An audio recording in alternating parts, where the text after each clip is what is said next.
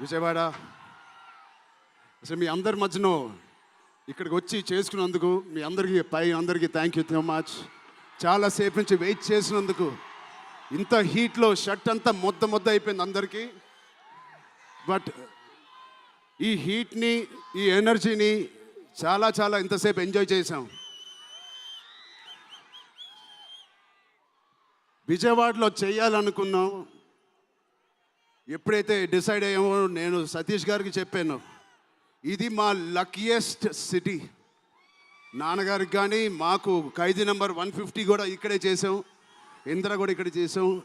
So ఆ లక్ని కొంచెం మేము ఇంటికి తీసుకెళ్దామని ఇక్కడికి వచ్చాం. మీ అందరికీ, తమ్ముళ్ళకి, ఇక్కడ ఉన్న అన్నయ్యలకి, వచ్చిన అక్కలకి, చెల్లెలకి, మీ అందరికీ పేరు పేరున థ్యాంక్స్. అలాగే టీవీలో చూస్తున్న మా అభిమానులకి, వాళ్ళందరికీ చాలా థ్యాంక్ యూ. సరే, పెద్ది అన్ని విజువల్స్ చూశారు మీరు. పెద్ది ఎన్నో కథలు వింటూ ఉంటాం ఆర్టిస్ట్గా. కొన్ని కథలు విన్నప్పుడు నచ్చుతాయి, కొన్ని కథలు విన్నప్పుడు ఆశ్చర్యపరుస్తాయి. బట్ పెద్ది అనే కథ మాత్రం విన్నప్పుడు ఎక్కడో గుండెలో నా హృదయానికి చాలా దగ్గరగా హద్దుకుని ఉన్న ఒక కథ. ఇలాంటి కథ మా నాన్నగారు చెప్పినట్టు 10 సంవత్సరాలకు ఒకసారి వస్తుందేమో ఇలాంటి కథ. అలాంటి కథ నాకు వచ్చినందుకు ఫస్ట్లీ నా సుకుమార్ గారికి, బుచ్చిబాబు గురువు గారికి నేను మనస్ఫూర్తిగా థ్యాంక్స్ చెప్పుకుంటున్నాను. నా దారిలో, నా ఈ సినిమా జర్నీలో నాకు ఇలాంటి ఒక కథ ఇచ్చినందుకు. ఇది నా లైఫ్ లాంగ్ నా సినిమా లైబ్రరీలో వన్ ఆఫ్ ద టాప్ ఫిల్మ్స్గా నిలిచిపోతుంది. పెద్ది చాలా చేసింది, నన్ను వ్యక్తిగతంగా ఒక మంచి దారిలోకి మార్చింది. ఒక యాక్టర్గా నాకు చాలా సాటిస్ఫాక్షన్ ఇచ్చింది. Love you. అలాగే ఇది నాకు బుచ్చి గారు చెప్పినప్పుడు ఇది ఒక సినిమా స్టోరీ లాగా చెప్పలేదు, ఒక వ్యక్తి జర్నీ లాగా, ఒక ప్రయాణం లాగా ఒక కథ మొత్తం నరేట్ చేశారు నాకు. ఇది మామూలు సబ్జెక్ట్ కాదు, ఇది ఎగిసిపడే ఒక మనిషి కథ కాదు. కిందకి పడిన మనిషి లేచి ఎలా నించుంటాడో అలాంటి కథ ఇది. అందరూ కష్టం గురించి మాట్లాడుతున్నారు. అరే, ఇలాంటి కథ కోసం కాకపోతే ఎప్పుడు కష్టపడతామండి? కష్టంతో చేసిన పని కాదు, చాలా ఇష్టంగా, ప్రేమతో చేసిన పని. ప్రతిరోజు లెగిసి పొద్దునే షూటింగ్ ఎప్పుడు వెళ్ళాలా, జిమ్ చేసి షూటింగ్ ఎప్పుడు వెళ్ళాలా అని అనిపించిన one of the rarest films నాకు. బహుశా ఒక మగధీర కనిపించింది, రంగస్థలానికి కనిపించింది, RRR కనిపించింది, మళ్ళీ నాకు పెద్దికి అనిపించింది. అలాంటి భావం, అలాంటి ఒక ఎక్స్పీరియన్స్ ఇచ్చిన మా బుచ్చిబాబుకి స్పెషల్గా థ్యాంక్స్ చెప్పాలి. బుచ్చిబాబు ఇది నాకు కథ నరేట్ చేసి ఇంట్లో నిజంగా చాలా ఆశ్చర్యపోయిన, తన బుర్ర ఎలా పనిచేస్తుందో అని. ఇంత అద్భుతంగా రాసి పెట్టుకోండి. ఇండియాలో నంబర్ 4 or 3 టాప్ డైరెక్టర్స్లో బుచ్చిబాబు పేరు ఉంటుంది ఫ్యూచర్లో.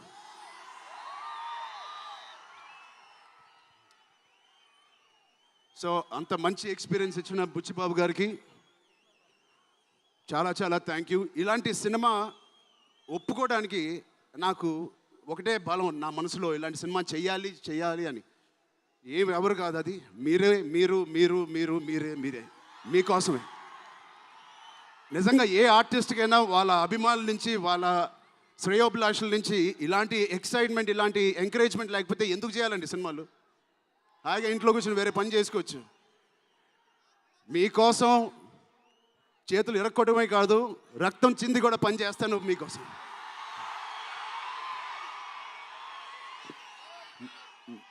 మిమ్మల్ని ఎంటర్టైన్ చేయడం ఒక పిచ్చా, లేకపోతే సినిమాలో మంచి సినిమా చేసి మీకు ఏదైనా ఇవ్వాలని ఒక పిచ్చా నాకు తెలియదు. నాన్నగారు కొడుకు పుట్టినందుకు, కళ్యాణ్ బాబాయ్ గారు ఉన్నందుకు ఇంట్లో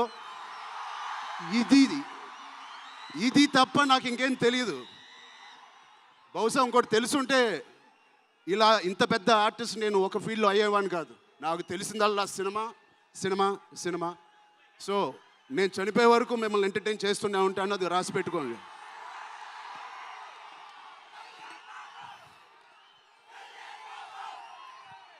సో మా టెక్నీషియన్స్ గురించి మాట్లాడాలంటే ఫస్ట్ మా రత్నవేల్ గారి గురించి. ఇది 4వ సినిమా రత్నవేల్ గారితో.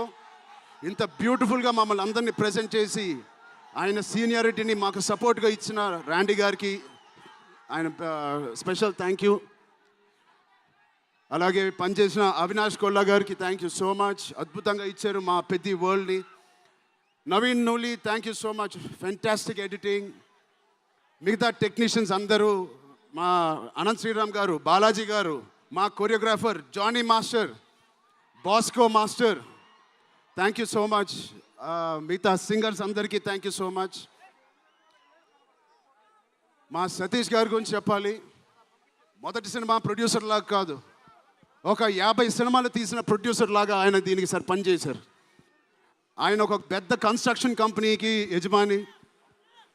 దాంట్లో కూడా ఒక నంబర్ 1 స్థాయిలో ఆయన ఎదుగుతూ వెళ్తున్నారు. ఆయనకి ఏం పని ఇచ్చినా ఇంత చిత్తశుద్ధితో, ఇంత డెడికేటెడ్గా చేయలేదు. ఆయన చేస్తారు. మామూలుగా నేను పనిచేసిన 1-2 ప్రొడ్యూసర్లు టీ తాగి భోజనానికి వచ్చి వెళ్ళిపోతారు. అలాంటి టీ తాగి వెళ్ళే ప్రొడ్యూసర్ కాదు. ఎవ్రీ డే 3 పూటలు అంటే 8 అవర్స్ మాతోనే గడిపినాడు. నాకు ఒక్కరోజు గుర్తులేదు ఆయన సెట్లో లేకుండా. అంత బాగా ఆయన ఇలా మాకు సపోర్ట్ చేసినందుకు వెన్నుపోటు కాదు సారీ వెన్నంట మాకు ఉన్నందుకు సతీష్ గారు థ్యాంక్ యూ సో మచ్. అలాగే మా కో ప్రొడ్యూసర్స్ అండ్ ప్రెజెంటర్స్ మైత్రి రవి గారికి, నవీన్ గారికి కూడా థ్యాంక్ యూ. బిఫోర్ యూ వాళ్ళకి కూడా thank you. India wide release చేస్తున్న మా జియో సినిమాకి కూడా చాలా థ్యాంక్ యూ. టీ సిరీస్ మ్యూజిక్కి చాలా థ్యాంక్ యూ. ఇంకా ఎవరెవరు అసోసియేట్ అయ్యారో వాళ్ళందరికీ చాలా చాలా thank you. Rahman sir, you are the biggest pillar of Peddi. మేమందరం ఎంత కష్టపడ్డామో 2.5 సంవత్సరాలు, 280 రోజులు, దాన్నన్నిటినీ మీరు దగ్గర తీసుకొచ్చి దానికి ఒక ప్రాణం పోస్తున్నారు. రోజు 6 గంటల మార్నింగ్ వరకు పనిచేసి పడుకుంటున్నారు ఆయన డెడికేషన్కి, ఆయన సినిమాలో పనిచేస్తున్నందుకు చాలా చాలా చాలా థ్యాంక్ యూ. ఏంటి విజయవాడ?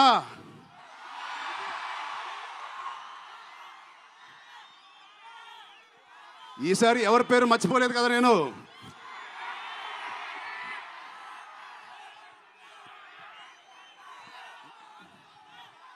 ఆ చంద్రుల్లో ఒక ముక్క జారిందే నా పక్క. మా జాన్వి గారికి ఇక్కడ శ్రీదేవి గారు ఎక్కడున్నారో జాన్వి గారిని చూసి ఎంతో మనస్ఫూర్తిగా, ఎంతో గర్వంగా ఆనందపడుతూ ఉంటారు. అలాంటి జాన్వి గారు ఈ సినిమాలో మాతో పనిచేసినందుకు చాలా చాలా thank you Janhvi garu. You are the happiness of the film. You bring joy to all of us when you come on stage, the way you work. చాలా చాలా పెద్ద లైఫ్ ఉంది మీకు. I wish you so much all the best. మీ అమ్మగారి కన్నా చాలా పెద్ద హీరోయిన్ అవ్వాలని కోరుకుంటున్నాను.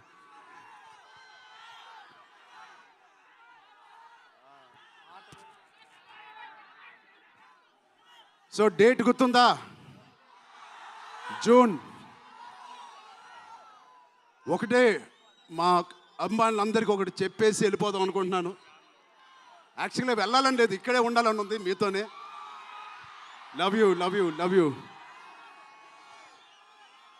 ఎప్పుడైనా ఒక ఆట ఓడిపోతే అది ఆటగాడు ఓడిపోయినట్టే కాదు, ఒక దేశం మొత్తం ఓడిపోయినట్టు ఏ ఆటైనా. అలాగే ఈ పెద్దిగాడు, మీ అందరికి తెలిసి ఆ డైలాగ్ ఉంది, ఆట ఆడలేదు, ఏంటది, పోరాడాడు.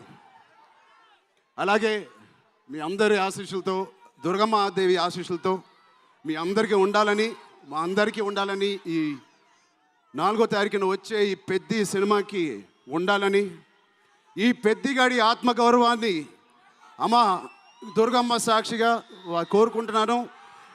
ఆత్మగౌరవాన్ని మీరందరూ ఉన్నత స్థాయికి తీసుకెళ్తారని మనస్ఫూర్తిగా దుర్గాదేవిని కోరుకుంటున్నాను. మీరు కూడా చల్లగా ఉండండి, జాగ్రత్తగా ఇంటికి వెళ్ళండి. మీ కుటుంబ సభ్యులు అందరినీ అడిగానని చెప్పండి.